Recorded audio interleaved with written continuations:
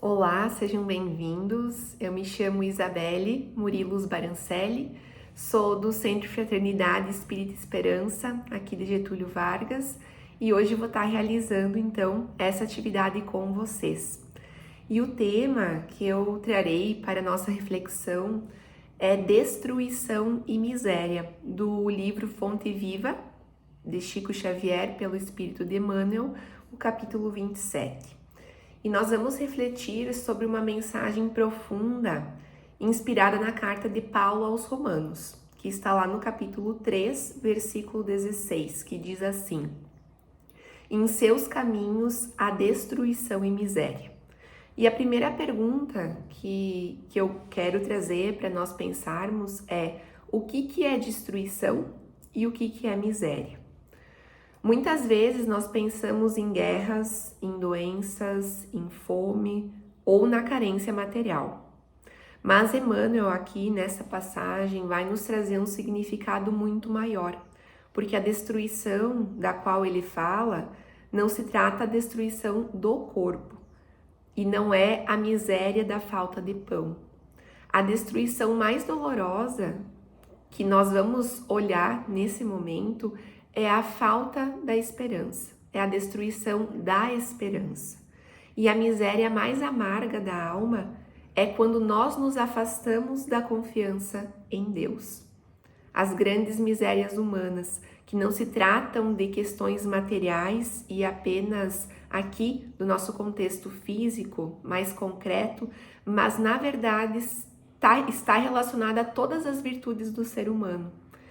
Há uma filósofa, Lúcia Helena Galvão, que diz que as pessoas não passam fome por faltar comida, mas muitas vezes é por faltar virtudes, é por faltar nossa atitude enquanto ser humano.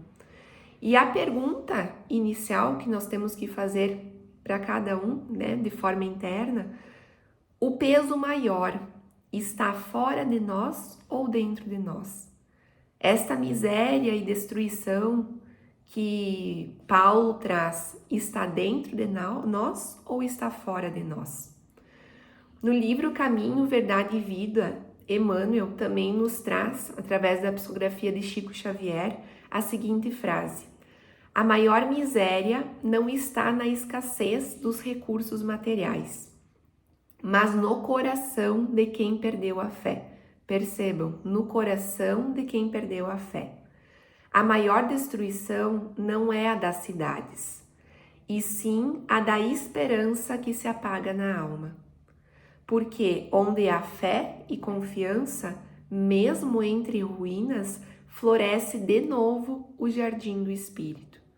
Independente do ambiente externo, se a nossa alma estiver abastecida por essa fé e essa confiança, o quanto o ser humano pode fazer, o quanto esse jardim que Emmanuel diz pode florescer. É lógico que as questões ambientais influenciam, o externo nos influencia, mas tudo é uma postura interna. Como eu me coloco em cada situação e como eu estou cultivando ou essa destruição ou esta miséria dentro do meu próprio espírito. E nós vamos para a parte do texto onde ele nos faz pensar sobre o afastamento do Cristo. O Emmanuel nos alerta que quando o discípulo se distancia do Mestre, ele cava abismos sem perceber. No momento que você está fazendo, você nem está se dando conta do distanciamento interno que você está fazendo com as tuas próprias virtudes, que nesse momento está espelhado na figura do Cristo, que para nós é a representação do estado de consciência mais elevado que nós conhecemos. A vida acaba perdendo sentido e os caminhos se tornam sombrios. No momento que fazemos esse afastamento do Cristo, dessa consciência crística, nós acabamos tornando os nossos caminhos mais sombrios. Quando caímos na ociosidade, a mente se cristaliza e o coração perde ânimo para servir. Então percebam que ele vai trazer alguns pontos. Primeiro, ociosidade. Quando abrigamos o desespero, apagamos a luz da confiança e nos enredamos em lágrimas inúteis. Segundo, desespero. Quando buscamos refúgio apenas na tristeza, nós sufocamos o otimismo e gastamos o tempo em lamentações estéreis. A questão de apenas focar no sentimento da tristeza. E quando nos entregamos ao vício, nós sufocamos as virtudes nascentes e criamos débitos para o futuro. Olhem o quanto os nossos hábitos, as nossas atitudes diárias vão influenciando de forma significativa a forma que eu me relaciono com a vida. Então, esses são os verdadeiros desertos espirituais, onde a alma se perde de si mesma. Ociosidade que sufoca o ânimo, o desespero que apaga a confiança, a tristeza que rouba o tempo e o vício que sufoca as virtudes. Os 4 pontos que nós temos que pensar diante das provas, diante das nossas vivências que viemos tendo. Temos nos destruído ou nos transformado? Vamos pensar, diante do nosso dia a dia, nós estamos nos destruindo, estamos ficando presos a essa ociosidade, muitas vezes ao desespero, ou à tristeza de uma forma extremamente profunda e talvez sem significado, sem pensamento crítico. O vício, quantos vícios nós temos hoje em dia? Se nós formos avaliar, a nossa sociedade está muito doente. E não é doente de falta de recursos materiais, mas é doente de falta de recursos emocionais e espirituais. Nós estamos muitas vezes perdidos nesses desertos da alma, onde são os nossos hábitos, onde a nossa vontade e a nossa ação fica restrita a um nível muito baixo de consciência. E aí eu não consigo alçar novos horizontes. E trazendo um pouquinho para a prática, nós podemos pensar em aplicações bem cotidianas para analisar essas perguntas que Emmanuel começa a nos fazer. Como a miséria e a destruição acontecem no meu cotidiano? Na família, quando guardamos mágoas em silêncio, por exemplo, ao invés de dialogar com ternura e buscar reconciliação, nós guardamos com dor, com sofrimento, e eu muitas vezes acabo não permitindo ter um diálogo e uma reconciliação. Vamos pensar na amizade, quando muitas vezes criticamos pelas costas, ao invés de oferecer uma palavra de orientação, de carinho, onde ao invés de ter o acolhimento da amizade, apenas há crítica. Não há sinceridade de falar das coisas que nós estamos sentindo. Outra aplicação no nosso dia, na nossa fé, quando lembramos de Deus apenas nas dificuldades e não olhamos a beleza de cada dia, a beleza de cada detalhe, onde não louvamos e honramos todas as condições e as oportunidades que nos chegam diariamente. Assim, nós acabamos lembrando só nos momentos que o nosso egoísmo necessita deste olhar e dessa conexão. Nas redes sociais, hoje em dia, um meio tão importante nos nossos dias, onde muitas vezes espalhamos comentários ásperos ou notícias negativas. Você já pensou que a rede social é um canal de vibração mental, onde você está imprimindo aquilo que você sente e aquilo que você pensa, e você está gerando prejuízos ou benefícios para quem for receber a tua mensagem. Assim como nós nos afinamos e nos conectamos a todo momento com os espíritos, que lá na questão do Livro dos Espíritos eles perguntam se nós somos influenciados, pelas outras almas, pelos outros seres pensantes, e eles dizem que sim, muito mais do que nós imaginamos. A rede social hoje é um canal, e é um canal para nós olharmos com muito cuidado como eu estou me posicionando, de que forma eu estou me colocando no mundo através das redes sociais, porque ali está tendo impacto. Uma palavra na rede social não é jogada ao vento, ela vai chegar e ela vai ter um impacto para alguém. E aqui fica um convite, uma reflexão que eu gosto muito e gostaria que vocês pudessem se questionar. Como eu estou deixando a minha marca através das redes sociais? E há mais uma aplicação para o nosso dia a dia, com nós mesmos, quando alimentamos muitas vezes pensamentos de desvalia, de pessimismo, em vez de cultivar a autocompaixão e a confiança em Deus. Perguntas para pensarmos: quantas vezes trocamos oportunidades de construir, de melhorar, por pequenos caprichos do orgulho, da pressa e do egoísmo? Quantas vezes preferimos ter razão em vez de preservar a paz? Quando foi que nos perdemos? Quando foi que nós começamos a acreditar que as coisas valem mais que pessoas, que o silêncio vale mais que a conexão? Quando foi que deixamos de lado o que sentimos e apenas entramos no fluxo doente de produzir, de ter mais, de ter mais?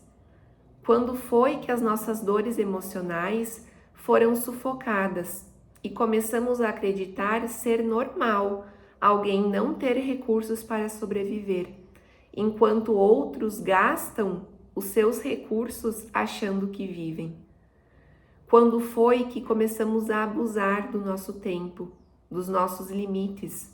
Ou ainda, quando sobrecarregamos os nossos sistemas com entorpecentes e produtos que nos distraem da vida? Quando foi que valeu mais se conectar a uma tela, ao invés das palavras, dos olhos e da presença com o outro? Quando foi que nos perdemos da procura interior e nos vimos atarefados demais, sem tempo, angustiados, exaustos, fazendo sem parar? Quando foi que começamos a correr atrás do tempo para ter as coisas? Quando foi que perdemos o norte profundo do ser humano, que é a busca de se tornar-se mais profundo, consciente e inteiro? Quando foi que nós perdemos o ser humano? Está na hora de retomar esse caminho, de ampliar os nossos horizontes, muitas vezes domesticados por uma cultura que não está saudável.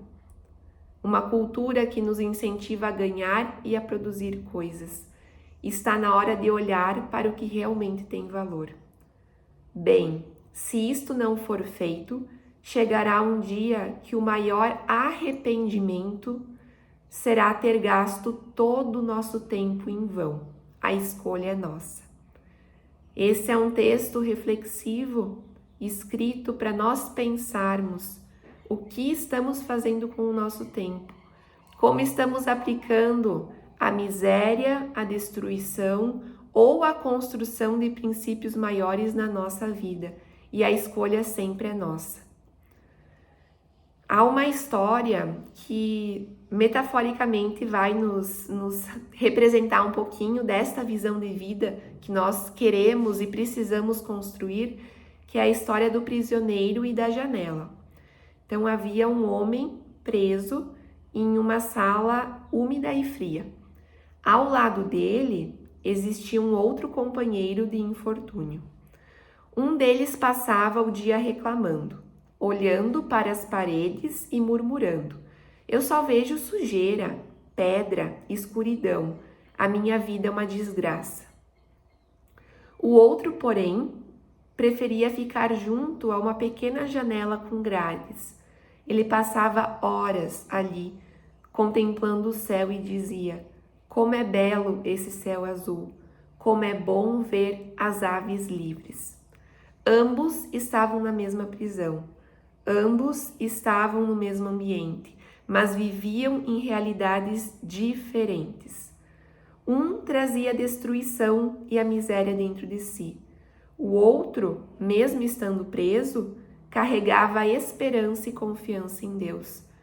Então, o ponto aqui do convite para se pensar é: que postura minha está sendo tomada diante de cada sentimento da minha vida? Existe confiança, existe um olhar de esperança, existe um desejo de vida, ou existe muitas vezes essa miséria e destruição que acaba sufocando tudo aquilo que eu poderia construir como ser humano? E isso é importante. Se um ser humano conseguiu despertar e gerar uma luz tão grande, por que nós não conseguiríamos? Se todos somos irmãos. Assim como nós temos a capacidade de destruirmos, temos a capacidade de curarmos. Tudo vai depender da forma que eu usar a minha energia, que eu colocar a minha intenção e a decisão que eu tomar diante da vida. E nós podemos começar a pensar então no caminho da construção. Emmanuel, além de trazer toda essa questão da destruição e da miséria, relembrando a ociosidade, o desespero, a tristeza e os vícios, ele também nos aponta as saídas, onde ele diz através da seguinte frase: precisamos então seguir adiante, ajudando, compreendendo e servindo a todos. A capacidade da compreensão, do processo de entender as coisas da nossa vida, onde muitas vezes não vamos ter as respostas racionais que a gente deseja, mas o nosso coração consegue absorver os aprendizados, consegue mergulhar nas propostas maiores, e o convite da caridade. E não é só a caridade com o outro. Aqui eu gostaria de destacar muito a caridade para consigo, a gentileza com nós mesmos, o carinho que precisamos ter com os nossos sentimentos, com os nossos pensamentos, o tempo de qualidade. Eu sei que muitas vezes temos rotinas exigentes e corridas, mas a forma é como eu me entrego a isso, a forma que eu me relaciono com isso, porque tudo é possível mudar, adaptar ou mudar internamente a forma que eu vejo aquilo. Sempre existe um potencial de transformação.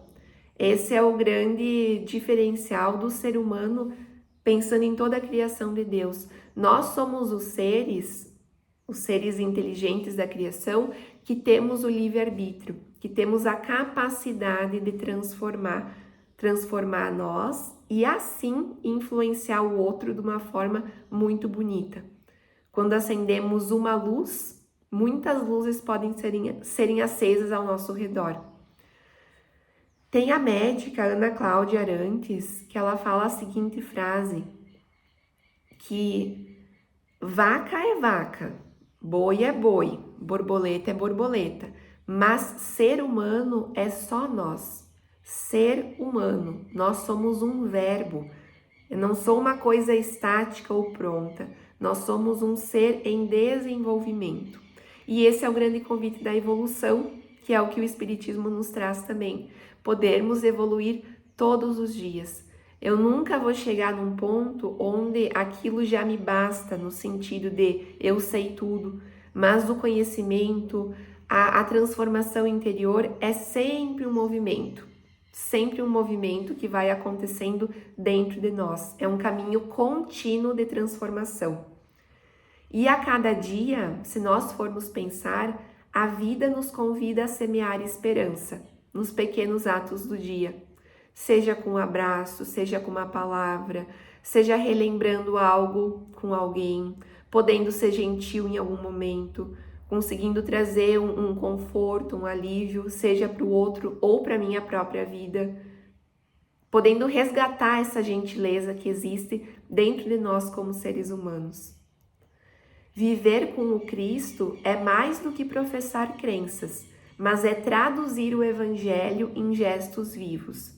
E esta frase que também gostaria que nós pudéssemos fixar da nossa conversa.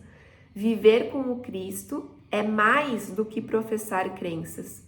Não importa tanto as palavras, mas é nós traduzirmos tudo isso que aqui foi um espaço de pensar, de refletir, em gestos vivos. Nós precisamos ser pessoas vivas neste momento, no momento presente, com as condições que nós temos. Precisamos ser pessoas ativas, agentes, disseminadores daquilo que eu acredito ser a verdade. Não importa tanto eu saber só a nível de conhecimento da lei do amor e não ter esta lei aplicada no meu dia a dia. seja com os animais, com a natureza, com as pessoas, com a sociedade, no trabalho, na escola, independente de onde você estiver. E lá no livro Ceifa de Luz, Emmanuel também nos traz que a maior carência não é a do pão que alimenta o corpo, mas a do amor que sustenta a vida. A maior ruína não é a da casa material, mas a do lar em que a fraternidade deixou de existir. O homem se reergue das quedas do mundo, mas só o Cristo pode soerguê-lo da queda de si mesmo. Olhem que força! O homem, nós, seres humanos, conseguimos nos reerguer de muitas quedas do mundo. Problemas financeiros, profissionais, muitas vezes o nosso dia a dia, mas nós vamos nos reerguer da nossa queda interior, de virtudes, de quem eu quero ser como ser humano, quando eu estiver conectado a essa consciência crística que Cristo veio nos representar, baseado principalmente no perdão com o outro e comigo mesmo, no amor com o outro e comigo mesmo. O quão é importante pensar no ensinamento do perdão, porque nós só avançamos e subimos de nível, né, em questão de consciência, quando nós aplicamos e começamos a sentir o perdão, começamos a colocar ele em prática na nossa vida. E a ideia central de toda essa nossa conversa é que a destruição real, ela não está nas coisas do mundo, mas no interior de cada ser. Essa é a grande mensagem. A destruição real não está lá fora, mas está dentro de cada pessoa. A miséria verdadeira não é a material, não é a falta de recursos, mas é a alma sem confiança e sem fé. É quando a alma se perdeu da sua própria confiança e da sua força interior. E a cura, a transformação de tudo isso vem através do serviço, que nós podemos aplicar à nossa vida e à vida do outro, a confiança em Deus e a vivência dos ensinamentos que o Cristo nos exemplificou e que nós precisamos tornar gestos vivos no nosso dia a dia. E para encerrar, eu gostaria de trazer esta frase que diz assim: cada desafio é uma oportunidade de crescimento, cada dor é um convite à esperança. Que sementes de amor e de serviço você está pronto para plantar? Nós precisamos olhar para nós mesmos, como se fosse um grande espelho da alma, onde o meu olho encontra o meu próprio olho, e eu me pergunto: que sementes de amor e de serviço eu estou pronta para começar a plantar? Porque a vida pede, a vida espera de ti todos os dias a tua ação, o teu crescimento, e não são mudanças no sentido gigantes, mas são as mudanças pequenas, são os despertares pequenos que nós vamos tendo e vai mudando completamente o tom da nossa existência. Então, poder olhar para cada desafio como uma oportunidade de crescimento, porque assim é. A vida, ela é pedagógica, ela não castiga, ela sempre nos dá a oportunidade de crescer, de ampliar, de aprender. Por trás de tudo tem um ensinamento. É claro que tem muitas coisas que sim são doloridas, são injustas, a justiça humana, né, é muito falha no sentido de dores, de abusos, de frequências negativas muito baixas mesmo, onde a dor fica evidente, onde o ser humano machucado machuca o outro. E esse é um detalhe bem importante para nós pensarmos, que só machuca o outro quem está machucado. O quanto o agressor é a pessoa que mais tem dor no seu coração. O quanto aquele ser que cultiva o mal, as influências negativas, é aquele que está mais doente. Quando Jesus diz que ele vem, né, como médico dos doentes, das almas, esse é o ponto. em que talvez situações nós estamos doentes com nós mesmos, em que situações que nós estamos perdendo muitas vezes o caminho seguro, o reencontro desse amor, porque todos temos uma essência divina dentro de nós. Não existe um ser, por pior comportamento e atitudes que esta pessoa possa ter feito, existe ali uma centelha divina que pode estar muito escondida, pode estar muito sufocada, mas está ali. E esse que é o propósito também do Espiritismo, trazer luz ao nosso conhecimento com a fé raciocinada, mas despertar também a confiança em Deus, poder olhar a vida com mais beleza, poder encontrar beleza nos pequenos detalhes. Então, encerro esta nossa fala, essa nossa conversa de hoje, deixando essa pergunta: que sementes de amor e de serviço você está pronto para plantar? Eu agradeço pela oportunidade e até mais!